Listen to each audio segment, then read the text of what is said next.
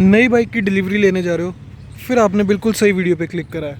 क्योंकि नई बाइक की डिलीवरी की एक्साइटमेंट सबको होती है, खुशी सबको होती है, लेकिन उसी खुशी और एक्साइटमेंट के चक्कर में लोग अपनी डिलीवरी का सबसे इंपॉर्टेंट पार्ट भूल जाते हैं एंड फिर अपनी बाइक की छोटी छोटी दिक्कतों से परेशान होते हैं। तो इस वीडियो में मैं आपको बताऊंगा कि आपने अपनी बाइक की प्री डिलीवरी इंस्पेक्शन कैसे करनी है एंड क्या क्या चीज़ें आपने अपनी डिलीवरी से पहले चेक करनी है, जिससे आपको पता चल जाएगा कि आपकी बाइक बिल्कुल सही है एंड जिससे आप अपनी कोई भी फ्यूचर में आने वाली छोटी मोटी दिक्कतों को अवॉइड कर सकें। तो वीडियो स्टार्ट होने से पहले जल्दी से एक लाइक कर देना एंड चलिए फिर शुरू करते हैं वीडियो को। तो सबसे पहले हम सबसे बेसिक पार्ट से स्टार्ट करेंगे। सबसे पहले आप जब अपनी बाइक की डिलीवरी से पहले अपनी बाइक जो मतलब आपको एग्जैक्ट पीस मिलने वाला है, जब आप उसको देखोगे तो आपने सबसे पहले सारे पैनल्स और जो मतलब मेन जो पैनल्स हो गए, जैसे टैंक हो गया, साइड पैनल, फ्रंट मडगार्ड वगैरह, जो भी आपकी बाइक के मेजर पार्ट्स एंड पैनल्स है, आपने उनको अच्छे से चेक कर लेना है कि वहाँ पे ज़्यादा बड़े बड़े स्क्रैचेस ना हो। हाँ, मैं मानता हूँ छोटे मोटे माइनर स्क्रैचेस ट्रांसपोर्टेशन के टाइम पे लग जाते हैं, जो कि इजीली साफ भी हो जाते हैं। बट अगर आपको लगता है कि आपकी बाइक पे कुछ ज़्यादा ही स्क्रैचेस है या फिर कुछ ज़्यादा ही डीप स्क्रैचेस है जो कि बिल्कुल अनएक्सेप्टेबल से है, तो अगर आपकी बाइक में कुछ ज़्यादा ही स्क्रैचेस है जो कि अनएक्सेप्टेबल सा हो जाता है, तो आप उसको अपने डीलर को कोट कर सकते हैं एंड आप उसको बोल सकते हैं कि आपको बाइक का दूसरा पीस चाहिए क्योंकि इस पर काफ़ी ज़्यादा स्क्रैचेस है। तो क्योंकि आप ये इंस्पेक्शन डिलीवरी से पहले कर रहे हो एंड आपने बाइक की डिलीवरी नहीं ली है, तो आपका राइट बनता है कि आप अपनी बाइक को अच्छे से चेक करें एंड अगर आपको अपनी बाइक में कोई भी इशू लगता है तो आप अपने डीलर को बताओ।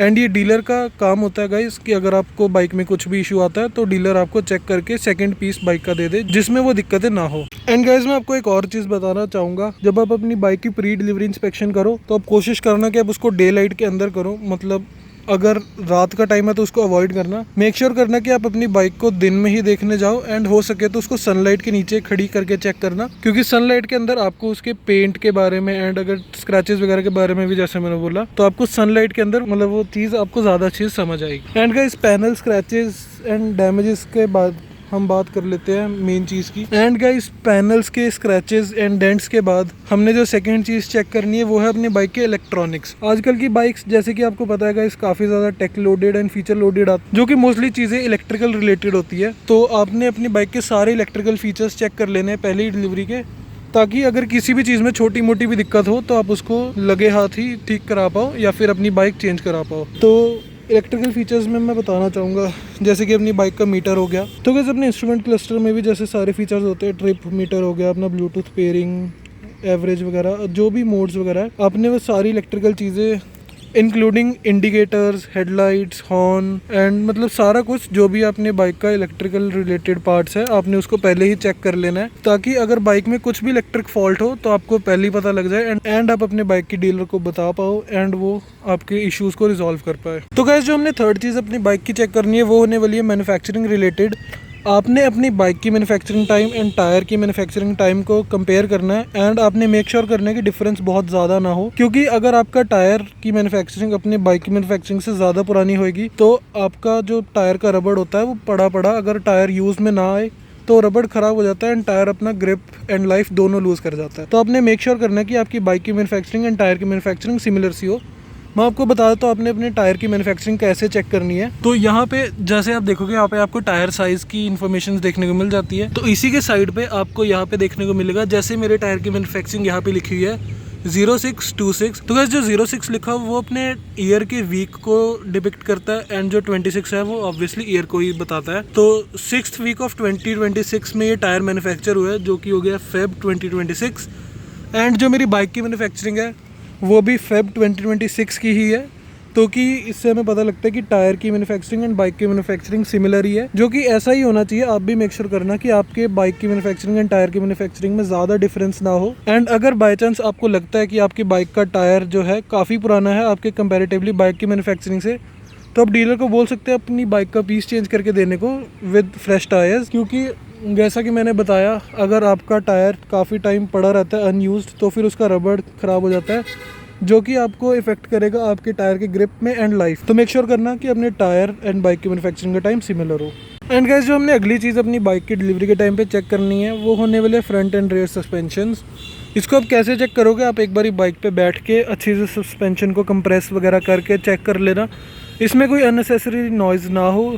अगर आपको लगता है तो आप अपने डीलर को बता सकते हैं कि इसमें कुछ आपको नॉइज़ अननेसेसरी लग रही है या फिर आपको नॉइज़ थोड़ी अजीब लग रही है, तो डीलर आपकी बाइक को चेक कर देगा एंड अगर कुछ इशू होगा तो वो भी आपका रिजॉल्व हो जाएगा। इसके बाद हमने चेक करना है अपने बाइक के सारे लिक्विड्स एंड फ्लूइड्स को। लिक्विड्स एंड फ्लूइड्स जैसे कि अपना ये ब्रेक रेजर्वायर हो गया, ब्रेक फ्लूइड्स वगैरह जो होते हैं, आपने इनको चेक कर लेना। इनका लेवल हमेशा मिनिमम और मैक्सिमम के बीच में ही होना चाहिए, ना बहुत ज़्यादा ना बहुत कम। आप यहाँ पे देखोगे तो यहाँ पे अपर एंड लोअर लिमिट यहाँ पे आपको देखने को मिल जाएगी। ऐसा हर बाइक में, हर मतलब ब्रेक फ्लूइड वाले कैन में, बॉक्स में आपको हमेशा मेंशन मिलेगा। तो आपने मेक श्योर करना है कि ये हमेशा मिनिमम और मैक्सिमम के बीच में ही हो। अगर बहुत ज़्यादा होएगा तो भी आपको इशू आएगा, अगर बहुत कम होएगा तो भी आपको इशू आएगा। तो मेक श्योर करना कि हमेशा मिडल में ही रहे। एंड आपने गाइस बहुत सारे इंजन्स में देखा होगा, इंजन केसिंग के नीचे आपको ग्लास होल देखने को मिल जाता है राउंड सी शेप का। उससे आप अपने इंजन ऑयल के लेवल को चेक कर सकते हैं। वो भी आपने मेक श्योर करना है कि आपका इंजन ऑयल भी बिल्कुल एक्यूरेट लेवल का हो, क्योंकि अगर आपका इंजन ऑयल का लेवल भी बहुत ज़्यादा है, बहुत कम होएगा, तो वो आपकी बाइक में इंजन हीटिंग इश्यूज़ या फिर इंजन के परफॉर्मेंस में अफेक्ट करेगा। तो ये सब चीज़ें आप एक बार चेक कर लेना अच्छी से। सारे फ्लूइड्स एंड सारे लिक्विड्स आपकी बाइक में जो भी होते हैं वो आप एक बार सही से चेक कर लें। गाइस मेरी bike air and oil cooled है। अगर आपकी बाइक लिक्विड कूल्ड आती है जिसमें मतलब कूलेंट वगैरह डलता है, तब उसका कूलेंट का टैंक वगैरह का भी लेवल चेक कर सकते हैं कि आपकी बाइक में प्रॉपर कूलेंट अवेलेबल है या नहीं। एंड गाइस जो अगली चीज़ होने वाली है वो आपकी बाइक की कंडीशन के बारे में बता देगी। अभी थोड़ा सा चेन एंड स्प्रॉकेट को इग्नोर करना, थोड़ा सा मिट्टी वगैरह ज़्यादा लगी हुई है। जब आप डिलीवरी लोगे अपनी बाइक की तो मेक श्योर करना कि आपकी चेन एंड स्प्रॉकेट जो कि है बिल्कुल साफ़ होनी चाहिए एंड इसमें रस्टिंग एटलीस्ट नहीं होनी चाहिए। अगर आपको दिखता है कि आपकी चेन पे या फिर स्प्रॉकेट पे रस्ट लगा हुआ है तो आप अपने डीलर को बोल सकते हैं कि वो आपको रस्ट वगैरह क्लीन करके दे, या फिर अगर आपकी बाइक में और भी ज़्यादा इश्यूज़ है तो आप अपनी बाइक के पीस को चेंज करने को बोल सकते हैं। लेकिन अगर रस्ट वगैरह होएगा तो आपको पता लग जाएगा कि आपकी बाइक की मैन्युफैक्चरिंग अभी इसके टाइम से थोड़ी पुरानी है एंड आपकी बाइक वेयर हाउस वगैरह में खड़ी रही है, जिस वजह से उसकी चेन एंड स्प्रॉकेट पर रस्ट आ गई है। तो अगर आपको दिखता है कि आपकी चेन एंड स्प्रॉकेट पर रस्ट है तो आप अपने डीलर को बोलो कि उसको क्लीन करके दे। गाइस एक और काफ़ी यूज़फुल टिप मैं आपको देता हूँ। अगर आप जब अपनी बाइक की डिलीवरी ले रहे हैं तो आप मेक श्योर करो कि आप अपनी बाइक को एक बारी कोल्ड स्टार्ट करो। आपने मतलब मेक श्योर करना है कि आपका इंजन पहले से गर्म नहीं होगा। आपने इंजन को प्रॉपर कोल्ड स्टार्ट करना है एंड आपने अपनी बाइक के इंजन नॉइज़ को एनालाइज करना है कि कुछ अटपटी सी या फिर अननेसेसरी नॉइज़ ना आ रही हो, जो कि अगर आपको लगे कि इंजन डैमेजिंग है या फिर कोई भी जैसे टैपिंग नॉइज़ वगैरह या फिर कोई भी अननेसेसरी साउंड लगती है, आपने अपने डीलर को दिखाना है एंड आपने उससे पूछना है कि किस चीज़ की आवाज़ है। अगर आपको लगता है कि आवाज़ कुछ मेजर है तो आप अपने डीलर को बोल सकते हैं बाइक चेंज करके देने को, और अगर आवाज़ ज़्यादा मेजर नहीं है तो फिर आप अपनी बाइक को यूज़ कर सकते हैं। एंड गाइस अगली चीज़ जो हमने अपनी बाइक की चेक करनी है वो हो गई है ओडोमीटर रीडिंग। आपने मेक श्योर करना है कि आपकी बाइक की जो ओडोमीटर की रीडिंग है वो बहुत ज़्यादा नहीं होनी चाहिए। अभी तो चलो 1400 किलोमीटर कुछ चल गई है, लेकिन जब मैंने अपनी बाइक की डिलीवरी ली थी तब इसकी ऑडोमीटर रीडिंग थी 2.3 किलोमीटर के आसपास कुछ। तो गाइस आपने भी मेक श्योर करना है कि अगर आपकी बाइक ब्रांड न्यू है तो उसकी ऑडोमीटर की रीडिंग कभी भी 20-25 मैक्सिमम 20-25 किलोमीटर हो। उससे ज़्यादा किलोमीटर की रीडिंग ब्रांड न्यू बाइक की नहीं हो सकती है। अगर आपको लगता है कि आपकी बाइक ज़्यादा ही चली हुई है तो आप अपने डीलर को बोल सकते हो कि ये ब्रांड न्यू बाइक नहीं है। अगर आपकी बाइक ब्रांड न्यू है तो ऑब्वियसली वो 20-25, वैसे तो 20-25 किलोमीटर भी बहुत ज़्यादा नहीं होता, लेकिन ब्रांड न्यू बाइक के लिए होता है। तो आपने देखना है कि ओडोमीटर रीडिंग अपनी बाइक की, एंड आपने मेक श्योर करना है कि आपकी बाइक बहुत ज़्यादा किलोमीटर ना चली हो।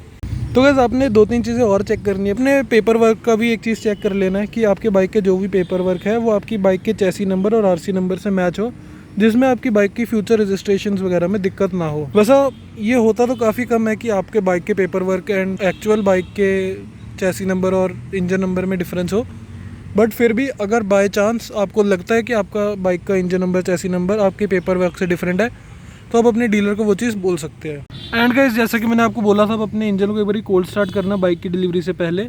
तो जब आप अपनी बाइक को कोल्ड स्टार्ट करोगे तो ऑब्वियसली उसका इंजन ऑयल वगैरह सब कुछ सर्कुलेट करेगा अपने ओवरऑल इंजन में। तो आप उस टाइम पे एक और चीज़ चेक कर सकते हो कि आपका इंजन ऑयल कहीं से भी लीक ना कर रहा हो, क्योंकि अगर आपका engine oil by chance leak कर रहा होगा तो वो आपको फ्यूचर में डेफिनेटली दिक्कत देगा। बाइक का इंजन ओवरहीट होगा, परफॉर्मेंस लो हो जाएगी, तो ये सब चीज़ें भी हो सकती है। तो आप मेक श्योर कर लेना कि आपकी बाइक का इंजन ऑयल लीक ना हो रहा हो। तो भैया ये कुछ टिप्स थी जो मैं आपको देना चाहता था अपनी बाइक की प्री डिलीवरी इंस्पेक्शन के लिए।